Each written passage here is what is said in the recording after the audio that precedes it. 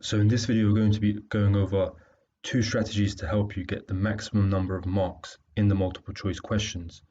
Now, so far in our videos, we've been focusing on the fill in the blank questions because these are the more challenging questions and it's where students tend to lose marks and as a result fail. But one of the easiest ways to increase your chances of passing the SERU is by getting as many marks as possible in the simpler questions, which are the multiple choice questions. Now, the trick to getting as many marks as possible in the multiple choice questions is simply to memorize the rules, the regulations, the data, the information that's in the handbook. So it sounds simple, right? But if you've taken a look at the handbook, what you will notice is that it's very long and that there's a lot of information here. So sitting down and trying to memorize all of this is very difficult.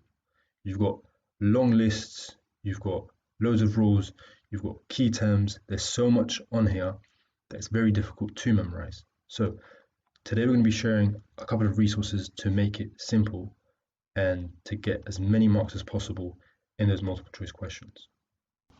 One of the quickest ways to memorize most of the information in the handbook is to use this test sheet here. It basically contains lists of the information that you're going to find in the handbook, but in the shortest format. Because when you get the questions in the assessment, the multiple choice questions, the answers are going to be short format. So for example, they will be similar to these items here. They won't be long like the sentences in which you see them in the handbook itself. So that means if you memorize these lists, you'll be able to answer those questions. And a lot of the information in the handbook contains lists. So here you can see how many different lists there are. So the best way to use this sheet is to give it to somebody who you know, your friend, your family member, somebody who can take the sheet and test you on your understanding of the lists. You can also take it and read it and then cover the list that you want to test yourself on and write down the items from the list. For example, if you take this first list and read through it, you can see that there are 7 items. You should be able to recall the 7 items and write them down on a piece of paper.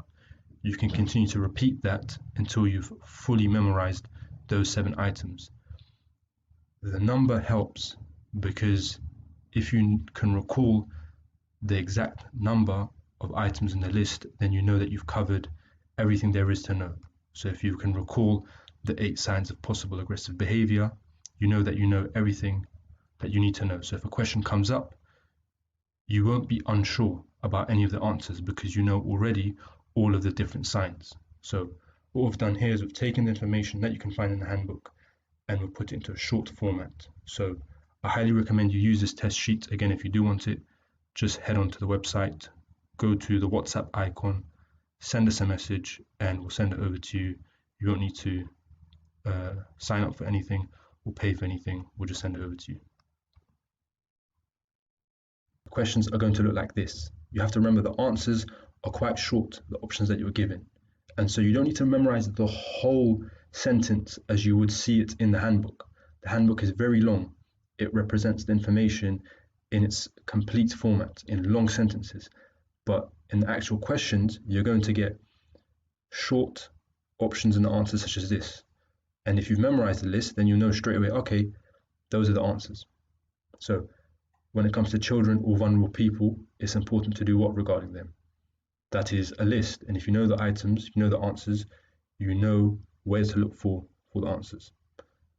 Or if you see an incident take place or a child or an adult at risk, what things should you take note of to give to the police? This is also a list. So if you memorize the list, you come across the question, immediately you'll be able to spot the answers that you need. Or what things can PCNs be given for? Okay, this is a list and you're asked to select either 1 or 2 answers in the multiple choice question. Here's another one. For what reasons can TfL take licensing action against you? Right, these are some of the things that you're not allowed to do. Places where you can't park, places where you can't drop off or stop. Now, throughout the handbook, one of the things that you're going to come across are these key numbers. So you've got different figures for the number of dates in which you have to do something, or the years beyond which a certain rule applies. And they're scattered throughout the handbook. But if you bring them all together in one place, as we've done here in this test sheet, which if you do want this, you can get this from us, just head on over to our website and click on the WhatsApp button. We'll send this to you free of charge. So here you can see all of those key numbers, and it will make it a lot simpler to memorize. The reason being is because you're going to find it easier to not confuse these numbers with each other and to see the various rules. So here are 3 rules that students tend to mix up. When we test them on these rules, they always give answers for the other rule. For example, the first one being, how many days do you have to show your license to a TfL authorized officer or a police officer if they ask you? So the multiple choice question usually will have 7 days, 14 days, or 21 days. The answer is 7 days, but quite often students confuse this with 21 days. And you can see why, because there's another rule which is also regarding TfL, and it's a certain number of days. And so you can see why most people would get it confused. Having the information here all in one place when it comes to the numbers is going to make it so much simpler for you to memorize those numbers. And what you're going to want to do with this sheet is give it to somebody else, give it to another driver who's your friend, give it to your partner, your son, your daughter, your brother, your sister, anybody who can test you.